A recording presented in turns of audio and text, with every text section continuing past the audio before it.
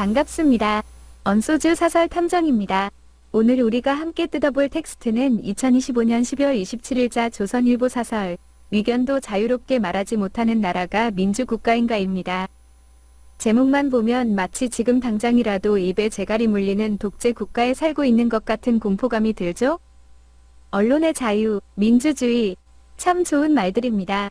그런데 이 사설이 그 좋은 단어들 뒤에 무엇을 숨기고 있는지 탐정의 눈으로 합리적으로 한번 추론해 볼 필요가 있습니다.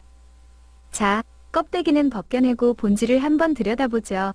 1. 현상과 본질, 검열이라는 허수아비 때리기. 이 사설의 핵심 주장은 아주 단순합니다. 민주당이 사설이나 칼럼 같은 의견에 대해서도 반론 보도를 청구할 수 있게 법을 바꾸려 한다. 이건 언론 자유 침해다 라는 겁니다. 조선일보는 이걸 검열부활이니 비판 봉쇄니 하는 무시무시한 단어로 포장하고 있어요. 그런데 여러분, 여기서 잠깐 개념 정리가 필요합니다.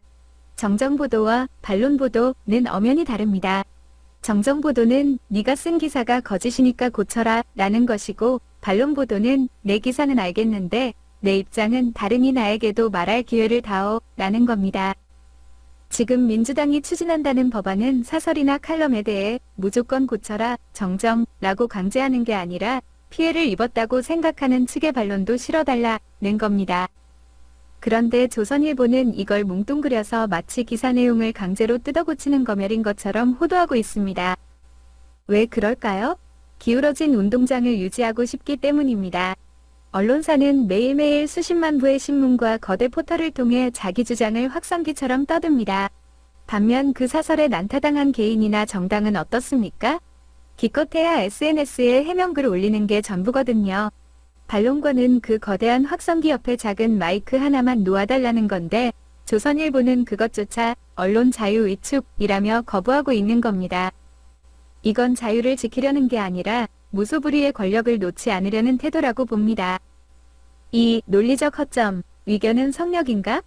사설 중간을 보면 이런 대목이 나옵니다. 기본적으로 위견의 영역은 각자의 견해가 있을 뿐 맞고 틀리는 분야가 아니기 때문이다. 아주 그럴싸한 말이죠. 하지만 이건 좀 이상하지 않습니까? 위견이 하늘에서 뚝 떨어집니까? 모든 의견과 논평은 사실, 팩트에 기반을 두고 있습니다. 예를 들어봅시다. 누군가 아무개는 나쁜 사람이다 라고 썼습니다. 이건 의견이죠.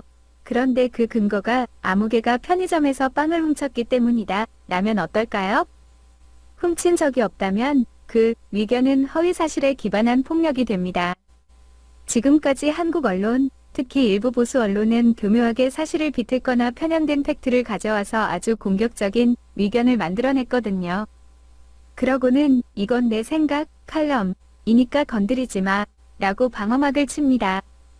이 사설이 말하는 폭넓은 자유와 재량이라는 게 혹시 책임지지 않는 비난의 자유를 말하는 건 아닌지 묻고 싶습니다. 통계 이야기도 한번 볼까요? 사설은 민주당이 최근 6개월간 111건을 제소했고 그중 27건이 의견 보도였다며 국민의힘 1건과 비교합니다. 이 통계를 보면서 민주당이 언론을 괴롭히네 라고 생각할 수도 있지만 반대로 생각해 볼까요? 왜 유독 민주당에 대해서만 사실관계가 의심스럽거나 과도하게 공격적인 칼럼이 27배나 더 많이 쏟아졌을까? 라고 합리적으로 의심해 볼 수도 있는 겁니다. 맥락을 거세한 통계 비교는 진실을 가리는 훌륭한 도구가 되기도 하거든요. 3. 역사적, 사회적 맥락, 언론은 누구를 위해 존재하는가? 역사적으로 볼 때 대한민국 언론은 권력 감시라는 훌륭한 역할도 했지만 동시에 그들 자신이 선출되지 않은 권력이 되어 사회적 의제를 좌지우지해 왔습니다. 일반 시민들은 신문사설에 자기 이름이 오르내리면 그게 사실이든 아니든 사회적 인격이 살해당하는 고통을 겪습니다.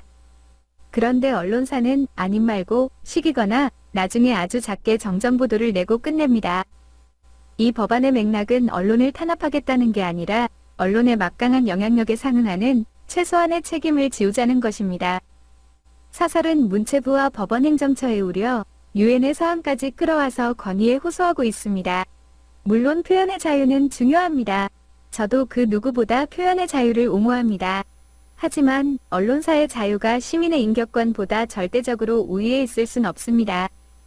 마무리하며 조선일보의 이 사설 한 줄로 요약하면 이렇습니다. 우리는 마음껏 떠들 테니 너희는 듣기만 해라. 토 달지 말고. 진정한 민주국가의 언론이라면 자신의 의견에 반대하는 목소리가 있다면 그 반론까지 지면에 실어주고 독자들에게 판단하게 하는 여유를 보여줘야 하지 않을까요?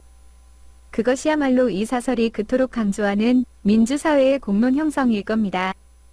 반론 보도가 두려워서 법안을 반대한다면 그건 스스로의 논리에 자신이 없다는 방증일지도 모릅니다. 제 생각은 그렇습니다. 여러분 생각은 어떠십니까? 구독과 좋아요는 진실을 찾는 큰 힘이 됩니다. 다음 시간에 뵙겠습니다.